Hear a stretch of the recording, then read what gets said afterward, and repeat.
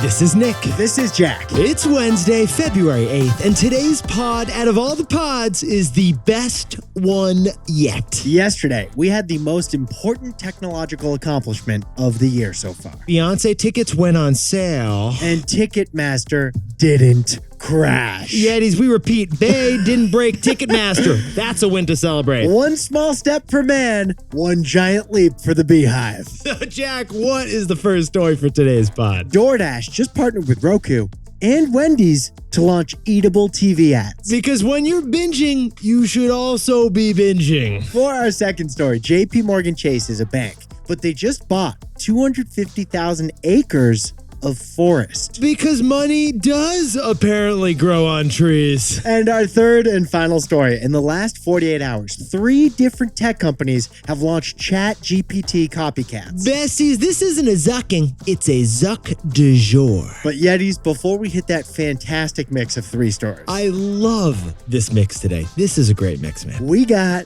pronunciation problems. Yeah, we got pronunciation problems. Yetis, yesterday we shared the top brand names that we all say incorrectly. Besties, you put the wrong emphasis on the wrong syllable. For instance, IKEA is actually IKEA. For example, Adidas is actually Adidas. So we asked the Yetis for more corporate pronunciation problems. So Jack and I asked the besties for some articulation aggravations. Well, we got one from Kay Gilday. You know the hotel chain Marriott, Nick? I know it well. How do you actually say it, Jack? It's actually Marriott, like chariot. Marriott is really Marriott. And how about this one from Michael Ham? The Korean car company, Hyundai? Yeah, it's not a Hyundai, Jack. What is the real pronunciation of that car company? It's Hyundai, just like Sunday. It's Hyundai, not Hyundai. Fallon Stewart, come on down. Tell us how to pronounce the sparkling water, La Croix. It's not La Croix, it's LaCroix. Yeah, it's named after a river in the Midwest, not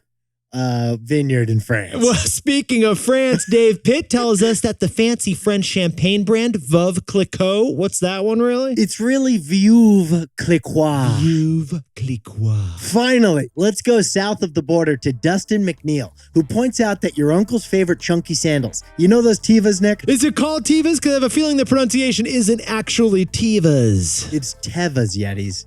Teva, like never have I ever. So Yetis, you look fantastic today. But you sound fantastique today. Even if you added a hard G to a soft E at the end of a vowel with a double consonant. The English language, it can be egregious. Phonetics, they can get freaky. So yeah, let's hit our 3 stories. Let's hide them. Did you just mispronounce hit?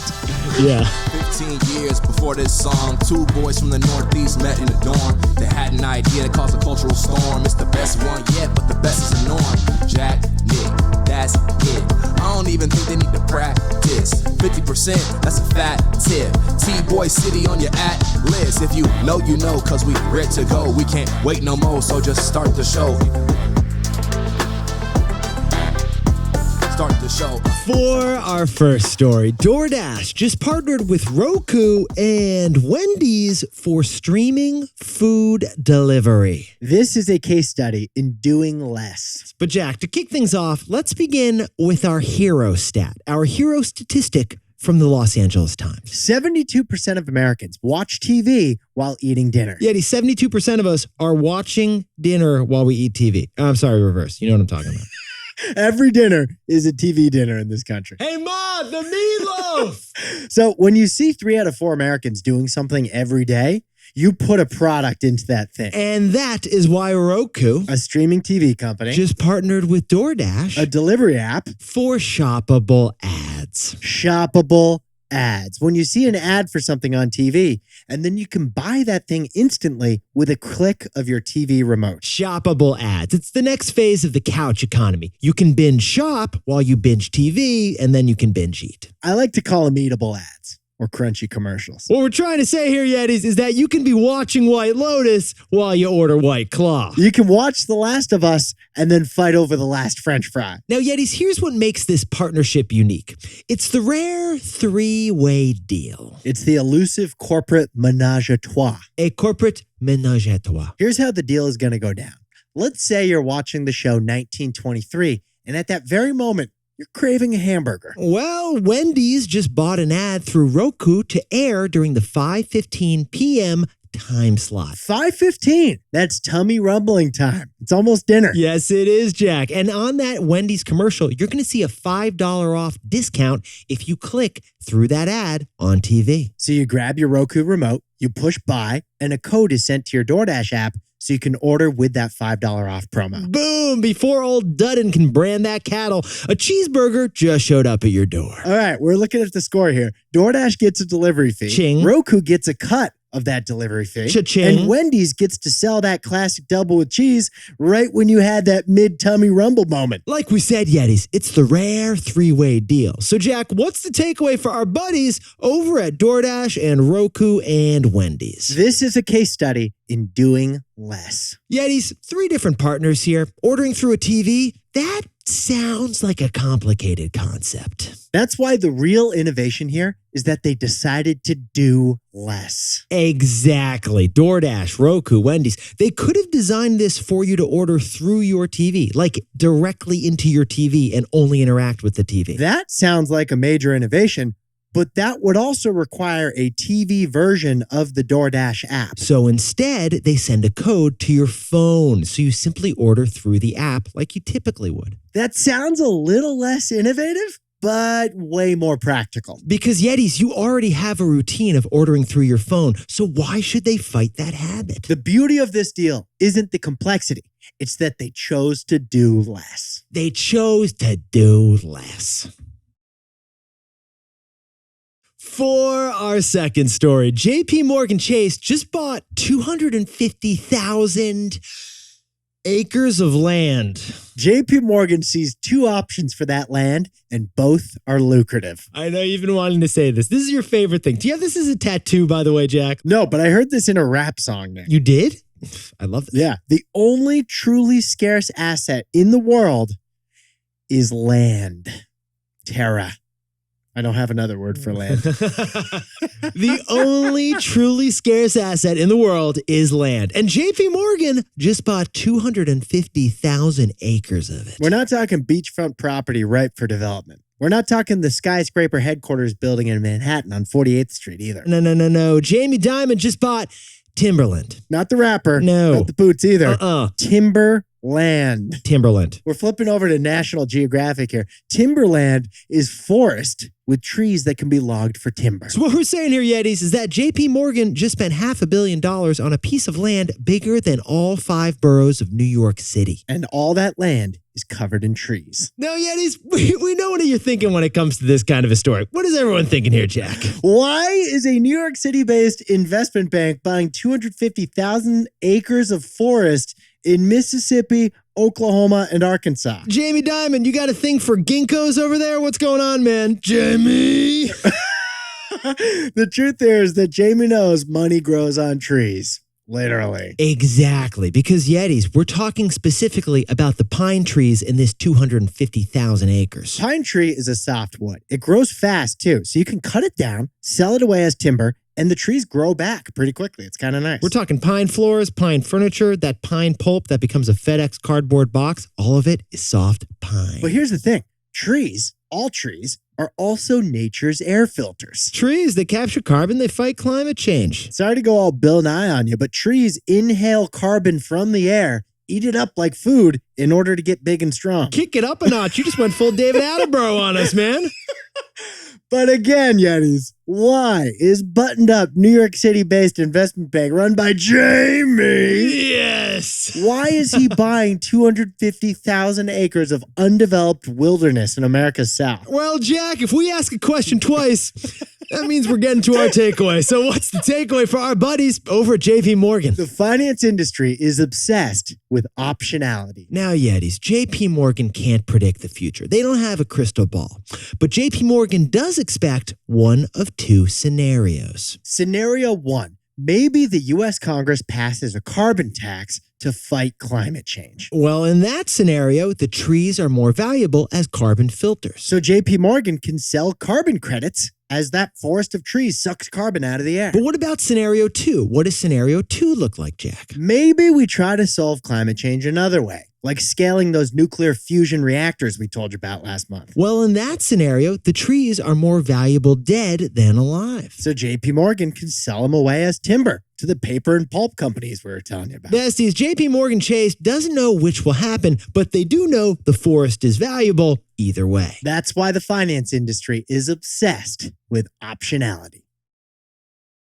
Now, a word about our sponsor, Robinhood. A lot of Yetis don't realize how much prep work goes into this pod. We spend hours every morning jumping in T-Boy style to earnings reports, CEO tweets, breaking news headlines. Yeah, Jack and I are toggling tabs like you toggled IM convos in 2004. Having 8 tabs open can be stressful. You don't need that, especially when investing. Robinhood offers it all in one app. Whether you want to trade options, ETFs, or stocks through Robinhood Financial, Or you want to buy some Bitcoin on Robinhood Crypto. you can do it all on the Robinhood app. If you're not investing in Robinhood yet, to get started, go to Robinhood.com/Tboy and choose your free stock. That's Robinhood.com/TBOY. Limitations apply. Robinhood Financial LLC, member SIPC. All investments involve risk. By the way, this podcast is not owned or part of Robinhood, and we are not employees of Robinhood.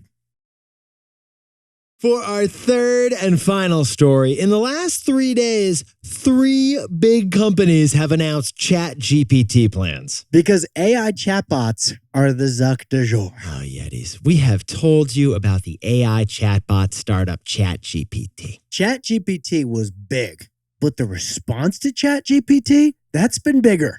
Get this in the last 2 days. On Monday, Google announced they would have a new chatbot named Bard. Bard, like the old school word for storyteller. Yeah, or like poet. Now, Bard hasn't launched yet, but Google promised that this new chatbot will enhance Google's search with human-like answers to your queries. If you Google State of the Union, you're still going to get a long list of links, half of which are probably paid for. But you'll also get Google's AI summary of what President Biden said last night. Yetis, on the very next day, Literally the next day. Microsoft CEO was in such a rush to make a competing announcement, he forgot to put his pants on. Right after that Google news, Microsoft held an in-person event at their headquarters just for reporters. They had no time to set up a live stream. And they opened this event by ripping on Google. Yes, he did. How did he rip on Google again, Jack? He said online search has been unchanged for 20 years. That's a burn. That's a burn. That's a burn in Silicon Valley.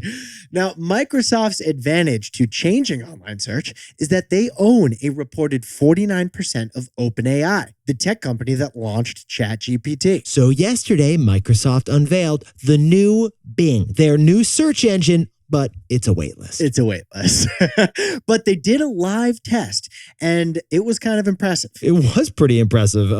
First, they pulled up Gap's fashion earnings from the last quarter. Yeah, they randomly chose the Gap, and they opened up the earnings call transcript, and it was right up on the screen for everyone to see. Now, here's the key. Then they opened a sidebar on their Bing search engine and typed in the word summarize. Get this, Yetis. Bing jumped in T-Boy style, apparently read the report really quickly, and then whipped up takeaways in the sidebar on the Gap's quarterly earnings. Yes, what Jack and I are trying to say is that Bing search engine just did what Jack and I do for you on this podcast every single day. I'm not afraid. Are you afraid? I'm not afraid. I'm not scared. What are you talking about? It doesn't have the same flair as us, and it doesn't have the same hair as you, so I think we're safe. And that's what our listeners are here for. Now, Yetis, that wasn't all. Then the Chinese internet giant BIDU, the Google of China, they didn't want to be left out of this ChatGPT thing either. So BIDU this week announced their own AI chatbot, and their stock jumped by 12% on the news. Ipso facto, everyone is zucking ChatGPT in the last 72 hours. It is the Zuck du Jour. I'll have what he's having. So, Jack, what's the takeaway for our buddies in big tech?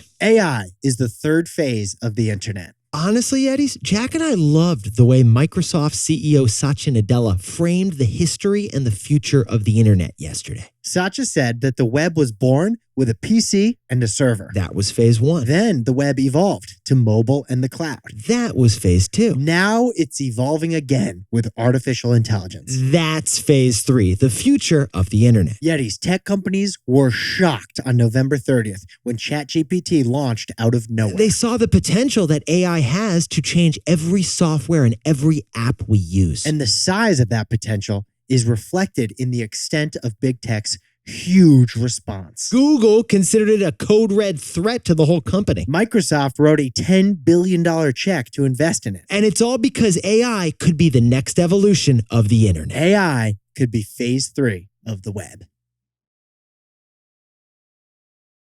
Jack, can you grab some land and whip up the takeaways for us over there? DoorDash, Roku, and Wendy's launched eatable ads, aka crunchy commercials. Yetis, the beauty in this deal is that they decided to do less. For our second story, JPMorgan Chase spent $500 million to buy a gigantic forest in the South. Because Wall Street loves optionality. And our third and final story is Microsoft, Google, and BIDU. They all made big AI chatbot announcements this week. Because AI could be the third phase of the internet. Now, time for the best fact yet. This one sent in by David Colvin from lovely Salt Lake City. Push and play. Here we go. Hi, this is David Colvin from Salt Lake City, Utah, and I've got a snack fact here from the checkout people at Trader Joe's. You all know that Trader Joe's has some great holiday candy. My personal favorite is the Cocoa Truffles.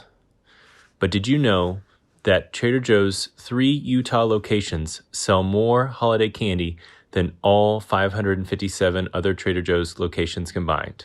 Okay, we have a lot to say about So this. much to unpack here, like an onion. Last year, we covered Crumble, the cookie chain. Right. And we reported that Utah has the highest sugar consumption per We capita. did. So this is a little bit believable. It feels like this checks out, Jack. It feels like this unverifiedly checks out. But he admitted that his source was a cashier at Trader Joe's. That's true, which hasn't totally checked out. We could not track down And we that tried cashier. to fact check this and we couldn't. We called Joe. No answer.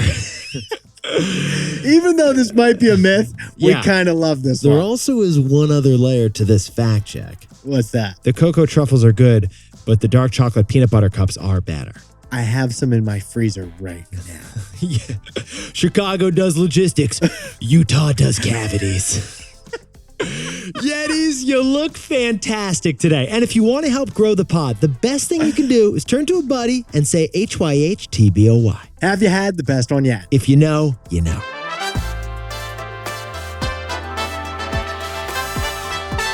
And before we go, congratulations to Yetis Justin Hampton and Kylie Vaugh, who just got engaged all the way in Da Nang, Vietnam. And congratulations to Joe Neumann, who was promoted to ops manager over in Pittsburgh. And Lucas and Laura Carvalho took a great photo together yesterday at school. Congratulations in Cypress, Texas. They looked fantastic. And Abby Menando and the whole Equal startup just raised $16 million from Andreessen Horowitz and launched their new spreadsheet product. And happy birthday to Kimberly Pepinella, who also is happily newly married over in Philadelphia. And Stephen Horowitz is turning 53 and launching a startup down in Maryland. It's like everybody on this list has 2 things they're celebrating. This is a pretty impressive list, Jack. Happy birthday to Kate Odette, who's also graduating and got a new job, no cavities, in Logan, Utah. And Kevin Tolson is celebrating his 35th birthday and hanging out with his son Kevin in Baltimore, Maryland. And a huge shout out to Rebecca Firestone, who's taking the day off for her 55th birthday. And Bhavika Tilwani enjoy that 36th birthday in Plymouth, Minnesota. And happy 50th to Fernando Natividad in Denton, Texas. Hasn't missed a T-Boy episode ever. Yet. This is Jack. Nick and I both own stock of Robinhood. Now, a word about our sponsor, Robinhood. A lot of you listen to our show while you're driving. 2 hands on the wheel. Keep it 10 and 2. You might be cruising, Chris. No rush. Stay in the right lane. Or you might be Darlene from Duncan, dotting from lane to lane. Yeah, there are different drivers on the road. There are different investors too. Maybe you're cruising down the long-term lane with stock investing, or maybe you're a more advanced full-speed trader. Well, the Robinhood app helps put you in the driver's seat wherever you're at in your investing journey. If you're not investing on Robinhood yet, to get started, go to Robinhood.com/Tboy and choose your free stock. That's Robinhood.com/TBOY. Limitations apply. Robinhood Financial LLC, member SIPC, all investments involve risk. By the way, this podcast is not owned by or part of Robinhood, and we are not employees of Robinhood. Couple quick things. Maybe instead of cavities, which I love, but Yeah. like, are Utahns going to be like, not just not thrilled about it, or is it okay? I think it's harmless. I think a cavity's kind of harmless. You have 40 of them. Wait, what'd you say? Don't you have 40 of them? Every time you come back from the dentist, you're like, well, you're not going to believe it. I'll be like, yeah, you got another Maybe cavity. I'm offended by it. Maybe I'm offended. Maybe I have a little Utah in me. Yeah. That's why you're offended. Like, people have cavities and it's not their fault. It wasn't like their teeth made them do it. It's genetics, man. Like Newman. I'm going to have like a Newman like explosion. Right. Like, Newman, get yourself together.